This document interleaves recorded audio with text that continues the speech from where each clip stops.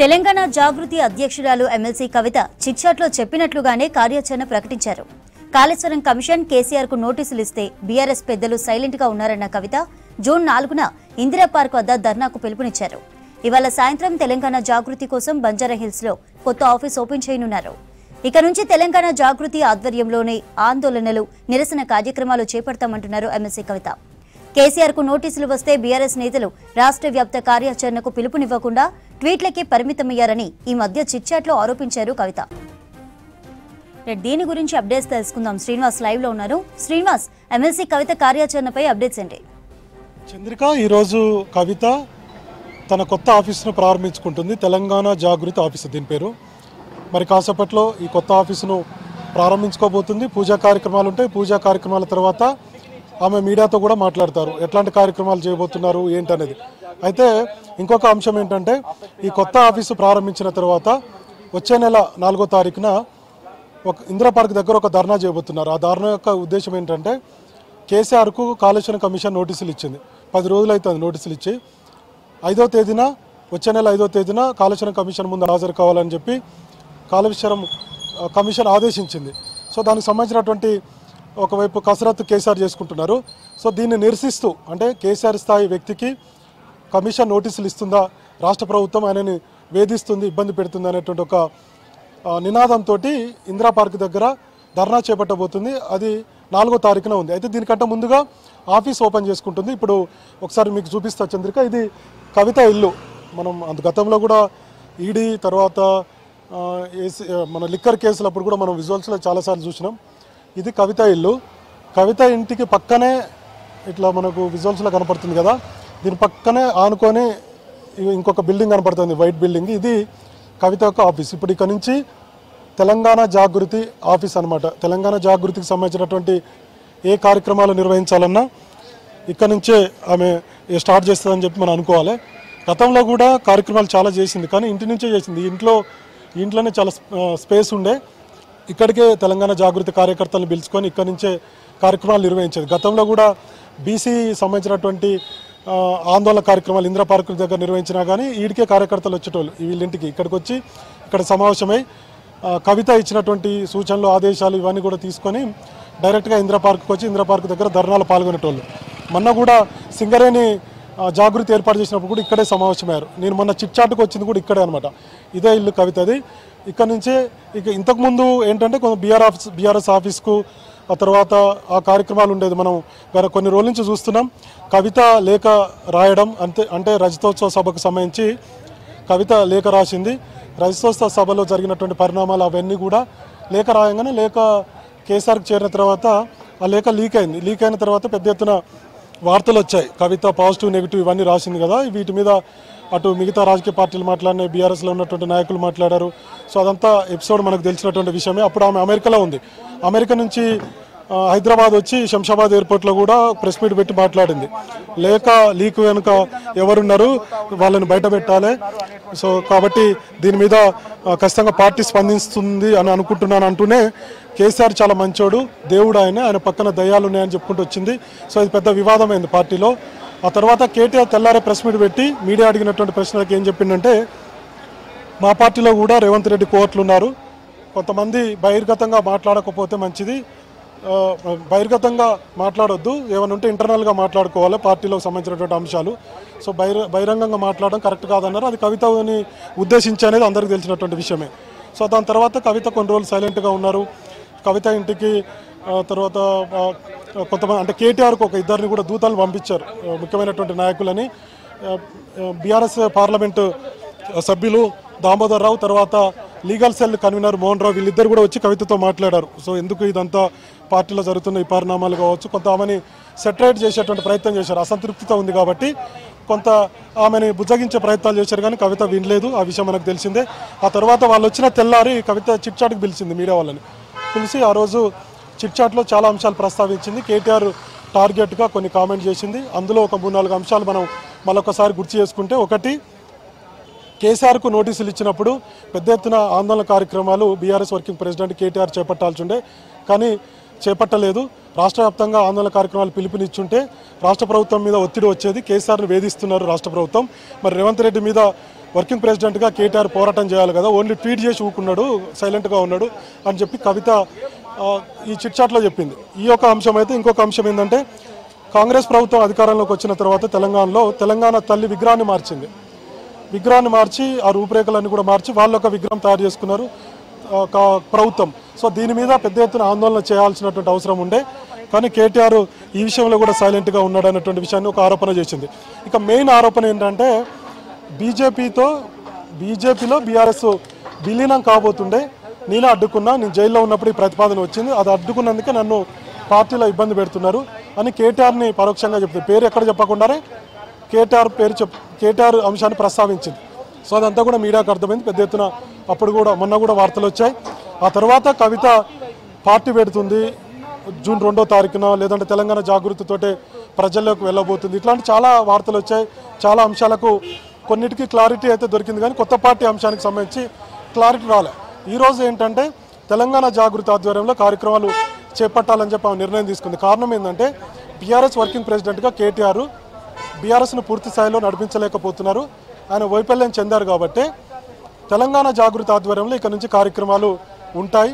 అది కేసీఆర్కు నోటీసులు ఇచ్చిన అంశం కావచ్చు, లేదంటే భవిష్యత్తులో అధికార కాంగ్రెస్ పార్టీ రేవంత్ మీద పోరాటం కావచ్చు, కేంద్రంలో ఉన్నటువంటి బీజేపీ మీద పోరాటం కావచ్చు, ఈ రెండు పార్టీల మీద ఖచ్చితంగా పోరాటం ఉంటుంది అనేటువంటి విషయాన్ని ప్రస్తావించింది. అంటే దీన్ని బట్టి చూస్తే బీఆర్ఎస్లోనే ఉండి స్వతహాగా తెలంగాణ జాగృతి ఒక సంస్థ ఉంది కాబట్టి దీంతో పెద్ద ఎత్తున కార్యక్రమాలు నిర్వహించుకోవాలనేటువంటి ఆలోచన కవిత చేసినట్టుగా మనం అర్థం చేసుకోవాలి. అందులో భాగంగానే ఈ కొత్త ఆఫీసు చాలా పెద్దగా ఉంది. ఆఫీసు పక్కనే ఇప్పుడు తెలంగాణ ఇది తెలంగాణ భవన్కు ఖచ్చితంగా బ్యాక్ సైడ్ ఉంటుంది, ఒక 1/2 కిలోమీటర్ ఉంటుంది. తర్వాత ఇది కూడా నందినగర్ కిందకే వస్తుంది. కేసీఆర్ ఇల్లేమో దీనికి అవతల ఉంటుంది, యువతల రోడ్లో కవిత ఇల్లు పక్కనే ఆఫీసు. మనకు చూస్తే కవిత ఇల్లు పక్కనే, దాని పక్కన ఆఫీసు. సో చాలా పెద్దగానే ఈ ఆఫీస్ ఉంది. ఇందులో ఒక ప్రైవేటు సంబంధించినటువంటి ఒక సంస్థ ఉండే ఈ మధ్యన కాల్ చేసి ఇది రెంట్కు తీసుకున్నట్టుగా తెలిసింది. తర్వాత ఇప్పుడు కాసేపట్లో పూజా కార్యక్రమాలు ఉంటాయి. 4 గంటలు అన్నారు, కానీ 4:30కు అట్లా కవిత ఈ ఆఫీస్లోకి వెళ్తారని చెప్తున్నారు. తర్వాత 4:30కు పూజా కార్యక్రమాలు ఉంటాయి. ఆ తర్వాత మీడియాతో మాట్లాడబోతుంది. నిన్న మంచిర్యాల పోయింది. మంచిర్యాల జాగృతి కార్యకర్తలకు సంబంధించి వాళ్ళని పరామర్శించడం పోయినప్పుడు కూడా నిన్న మంచిర్యాలలో మళ్ళీ ఏమైనా మాట్లాడుతుందా, చిట్ చాట్ లాగానే బయటికి కూడా ఏమైనా కవిత మాట్లాడుతుందా అని అనుకున్నాం, కానీ కవిత ఆ విషయాలు ఏం ప్రస్తావించలేదు, వేరే అంశాలను ప్రస్తావించింది. సో ఈరోజు మళ్ళీ ఇప్పుడు కవిత 4:30కు పూజ అయిపోయాక మీడియాతో మాట్లాడతామని మనకు సమాచారం ఇచ్చారు పిఆర్ఓ. కాబట్టి ఏం మాట్లాడబోతుంది అనేది కూడా కొంత ఆసక్తి ఉంది. అప్పుడేమో రికార్డెడ్గా లేదు, చిట్ చాట్లో మాత్రమే కవిత మాట్లాడారు. ఏ అంశమైనా, అది కేటీఆర్ అంశమైనా, పార్టీలో జరుగుతున్నటువంటి ఇంటర్నల్ ఇష్యూస్ అయినా, ఒక్కసారి శంషాబాద్ ఎయిర్పోర్ట్లోనే ఆమె రికార్డెడ్గా మాట్లాడారు. కవిత మాట్లాడినటువంటి అంశం మీద పెద్ద ఎత్తున రాష్ట్ర రాజకీయ వర్గాల్లో చర్చకు దారితీశాయి. కుటుంబంలో కొంత విభజన వచ్చింది. సో కుటుంబ సభ్యుల మధ్య వైరుధ్యం నెలకొన్నది. కొంచెం పాలిటిక్స్ విషయంలో కొంత వాళ్ళకు అసంతృప్తి కవిత వ్యక్తం చేస్తూ వస్తున్నది అనేటువంటి విషయాలు బయటకు వచ్చాయి. మొన్న చిట్ చాట్ తోటి క్లియర్ కట్గా విభజన అనేది వచ్చింది అనేది మనకు అర్థమైంది. సో ఇంతవరకు కవిత అయితే అటు కేసీఆర్ కూడా ఇంతవరకు అయితే స్పందించలేదు. నాయకులు ఒక్కొక్కరుగా కొంత మాట్లాడుతున్నప్పటికీ ఆఫ్ ది రికార్డులోనే మాట్లాడుతున్నారు. ఈరోజు మాత్రము శాసనమండలి పక్ష నేత మసూనాచారి 2-3 అంశాలు ప్రస్తావించారు. సో బీఆర్ఎస్ని విడదీయలేరు, బీఆర్ఎస్ని విభజించలేరు, బీఆర్ఎస్ని బీజేపీలో విలీనం చేయలేరు. కేసీఆర్ ఖచ్చితంగా తెలంగాణ ప్రజల కోసం బీఆర్ఎస్ పార్టీని కొనసాగిస్తారు, ప్రజలు ఉన్నంతకాలం మా పార్టీ ఉంటుంది. కొంతమంది కుట్ర చేస్తున్నారు, అయినా పార్టీ మనుగడ ఖచ్చితంగా ఉంటుంది. త్వరలోనే కేసీఆర్ దీని మీద స్పందిస్తారు, ఆయన ఒక నిర్ణయం తీసుకుంటారు అనేటువంటి అంశాలను మాత్రమే చెప్పారు. అయితే ఆయన చెప్పిన దాంట్లో 2-3 అంశాలు మనం గుర్తు చేసుకోవాలి. ఒకటేమో కేంద్ర మంత్రులను ఉద్దేశించి అన్నారు అనేది ఒకటి, బండి సంజయ్ కానీ కిషన్ రెడ్డి గురించి. ఇంకొకటి కవితను కూడా ఇండైరెక్ట్గా మసూనాచారి అన్నారనేది కూడా ఒక చర్చ ఉంది. సో మొత్తానికి మసూనాచారి ఒక రికార్డెడ్గా మాట్లాడడం తప్ప మిగతా ముఖ్యమైనటువంటి నాయకులు, సీనియర్లు, పార్టీలో కీలకమైనటువంటి బాధ్యతలో ఉన్నటువంటి వాళ్ళు కానీ, కేటీఆర్ ఎప్పుడు ట్వీట్ చేసే కేటీఆర్ కానీ, హరీష్ రావు కానీ కవిత ఎపిసోడ్ మీద ఇంతవరకు మాట్లాడలేదు. నిన్న మాత్రం హరీష్ రావు కేసీఆర్ దగ్గరకు వెళ్ళారు ఎర్రవల్లి ఫామ్ హౌస్లో. 5వ తారీఖున కాళేశ్వరం కమిషన్ ముందుకు వెళ్ళాలి కాబట్టి దానికి సంబంధించినటువంటి అంశాల మీద వాళ్ళు చర్చించుకున్నారనేది వార్తలు వచ్చాయి. ఎందుకంటే కాళేశ్వరం మీద పెద్ద ఎత్తున కూలేశ్వరం అంటూ కాంగ్రెస్ ప్రభుత్వం విమర్శలు చేస్తుంది గత కొన్ని రోజుల నుంచి. మంత్రులు, తర్వాత కార్పొరేషన్ చైర్మన్లు, ఎమ్మెల్యేలు, ముఖ్యమైనటువంటి నాయకులందరూ కూడా తెలంగాణ ప్రాజెక్టు కట్టిన 3 ఏళ్లకే కూలింది, అది రికార్డు అని చెప్పి విమర్శలు చేస్తున్నారు. ఇది కొంత ప్రజల్లోకి వెళ్తుంది. కాళేశ్వరం ప్రాజెక్టు కట్టారే తప్ప అది ఉపయోగం లేదన్నటువంటి విషయం ప్రజల్లోకి వెళ్ళింది. అది కొంత బీఆర్ఎస్కి మైనస్ అయింది. సో ఇప్పుడేంటంటే దాని నుంచి ఇది ప్రజల కోసం కట్టాం, చాలా పెద్ద ప్రాజెక్ట్ అనేటువంటి విషయాలను కేసీఆర్ చెప్పుకోవాలి ప్రజల్లో. కాబట్టి కాళేశ్వరం కమిషన్ ముందు హాజరై ఇది పరిస్థితి, ఇందులో అవినీతి అక్రమాలు జరగలేదన్నటువంటి చెప్పుకునేటువంటి ప్రయత్నం కేసీఆర్ చేస్తారంటున్నారు. అది కేసీఆర్ 5వ తారీఖు అటెండ్ అయితే అప్పటి ఇరిగేషన్ శాఖ మంత్రిగా ఉన్నటువంటి హరీష్ రావు 9వ తారీఖు హాజరు కావాలని అనుకుంటున్నారు. ఇప్పటివరకు మనకున్న సమాచారం కాళేశ్వరం కమిషన్ ముందుకు వెళ్ళాలనుకుంటున్నారు. సో ఇట్లాంటి పరిస్థితుల్లో కేటీఆర్ 3వ తారీఖు వస్తున్నాడు. లండన్, అమెరికా వెళ్ళారు, రైతోత్సవ వేడుకలు జరుగుతున్నాయి. సో కాబట్టి ఆయన 3వ తారీఖు రాబోతున్నారు. 3వ తారీఖు వచ్చిన తర్వాత కవిత విషయం ఏమన్నా చర్చకు వస్తుందా, దాని మీద ఈ ఎపిసోడ్కి ఏమైనా ఫుల్ స్టాప్ పడుతుందో అని చూడాలి. పార్టీ కూడా ఎందుకు చర్యలు తీసుకోదు అని అంటున్నారు, కానీ ఎవిడెన్స్ లేదు. సో ఆమె చిట్చాట్ మాత్రమే చేసింది, పార్టీ మీద ఆరోపణలకు ఎవిడెన్స్ లేదు. కాబట్టి ఎట్లా ఆమె మీద చర్యలు తీసుకోవాలనేటువంటి ఒక చర్చ కూడా ఉంది. మిగతా నాయకులు చాలామంది మీద చర్యలు తీసుకున్నారు, వాళ్ళంతా పార్టీలో ఉన్న వాళ్ళంతా కూడా వెళ్ళిపోయారు. కానీ ఇప్పుడు కవిత మీద చర్యలు తీసుకునేటువంటి పరిస్థితి ఉందా? కేసీఆర్ కూతురు మీద చర్యలు తీసుకునే సాహసం చేస్తారా? అన్నగా కవిత మీద చర్యలు తీసుకునేటువంటి అవకాశం ఉందా? తీసుకుంటే పరిస్థితి ఎట్లా ఉంటుంది? ఇట్లాంటి చాలా అంశాలు వస్తాయి. బీఆర్ఎస్లో సంక్షోభం నెలకొంటుందా? ఇట్లాంటి అంశాలు చర్చకు వస్తాయి. కాబట్టి 3వ తారీఖు తర్వాత కేటీఆర్ వచ్చిన తర్వాత కేసీఆర్ పక్కన కేటీఆర్ ఉండాలనుకుంటున్నారు కాళేశ్వరం కమిషన్ దగ్గరికి వెళ్ళినప్పుడు. కాబట్టి ఈ అన్ని అంశాలకు 3వ తారీఖు 4వ తారీఖులో ఒక క్లారిటీ వచ్చేటువంటి అవకాశం ఉంది. ప్రస్తుతం అయితే కాసేపట్లో పూజా కార్యక్రమాలు స్టార్ట్ కాబోతే, కవిత ఇల్లు పక్కనే కాబట్టి ఆఫీస్ కూడా పక్కనే, వస్తారు, పూజా కార్యక్రమాలు అయిపోతాయి. అయిపోయిన తర్వాత ఆమె మీడియాతోటి మాట్లాడితే తెలంగాణ జాగృతి కార్యక్రమాలు 4వ తారీఖున ఇందిరా పార్క్ దగ్గర కాళేశ్వరం కమిషన్ కేసీఆర్కి ఇచ్చిన నోటీసుల మీద ధర్నా చేపట్టబోతున్నారు. కాబట్టి ఆ అంశము, మిగతా ఏమైనా అంశాలు మాట్లాడతారనేది కూడా ఆసక్తితో ఉన్నారు అందరు కూడా. అంటే పార్టీలో ఇంకొక వైపు బీఆర్ఎస్ వర్గాల్లో కూడా ఒక చర్చ జరుగుతుంది. కవిత కొత్త ఆఫీస్ అని చెప్పి SMS ఇవ్వగానే పెద్ద ఎత్తున చర్చ జరుగుతుంది. ఏం చేయబోతుంది, ఏమైనా కొత్త పార్టీ పెట్టబోతుందా, లేదంటే తెలంగాణ జాగృతి తరపునే కార్యక్రమాలు నిర్వహిస్తుందా?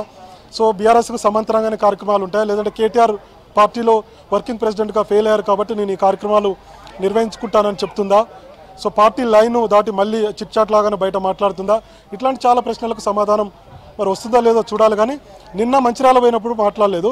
మరి ఈరోజు పూజ అయిన తర్వాత కవిత, బీఆర్ఎస్ ముఖ్య నేతలు, ముఖ్యంగా హరీష్ రావు, కేటీఆర్ వీళ్ళని టార్గెట్ చేసి ఏమైనా మాట్లాడుతుంది. ఇట్లాంటి అంశాలకు సంబంధించి మనకు ఒక క్లారిటీ అయితే వచ్చేటువంటి అవకాశం ఉంది. పండితులు అయితే ఇప్పుడే లోపలికి వెళ్ళారు. కాసేపట్లో ఈ పూజా కార్యక్రమాలు జరుగుతాయి. కవిత వచ్చిన తర్వాత ఈ పూజా కార్యక్రమాలు స్టార్ట్ అవుతాయని చెప్తున్నారు.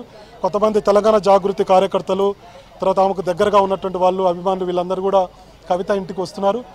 కాసేపట్లో పూజ స్టార్ట్ అయిన తర్వాత, పూజ అయిపోయిన తర్వాత, ఇప్పుడైతే దాదాపుగా 4:15 అట్లా అవుతుంది. 4:30కి పూజలు స్టార్ట్ అయితే ఆ తర్వాత కవిత మీడియా ముందుకు వస్తుంది. మీడియా ముందుకు వచ్చిన తర్వాత మీడియా కూడా ప్రశ్నించే అవకాశం ఉంటుంది. కాబట్టి వాటికి ఏం సమాధానం చెప్తుంది అనేది కూడా చూడాలి. సో నిన్నట్లాగానే సైలెంట్గా ఉంటుందా, లేదంటే మిగతా అంశాలను కూడా ఏమైనా ప్రస్తావిస్తుందా అనేది మనం చూడాల్సినటువంటి అవసరం ఉంది. ఇది ప్రస్తుతం కవిత కొత్త ఆఫీస్కు సంబంధించినటువంటి తాజా updates. Chandrika, thank you Srinivas.